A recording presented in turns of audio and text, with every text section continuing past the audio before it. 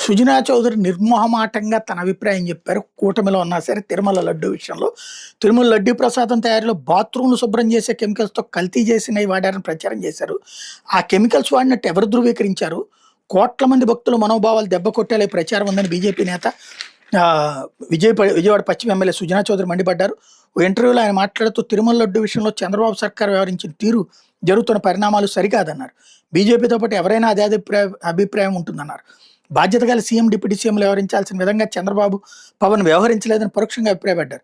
లడ్డూ ప్రసాదం కల్తీ ఆరోపణలపై కోర్టులకు వెళ్లారని, సిట్ విచారణకు ఆదేశించిందన్నారు. ఈ నేపథ్యంలో సిట్ విచారణ తుది నివేదికలపై దొన్న ఈనిందంటే దూడను కట్టేయండి అన్నట్టుగా ప్రచారం చేసుకుంటూ పోయారన్నారు. ప్రపంచవ్యాప్తంగా ఉండే కోట్ల మంది భక్తుల మనోభావాలను దెబ్బతీసే విధంగా ప్రభుత్వం వ్యవహరించిందని విమర్శించారు.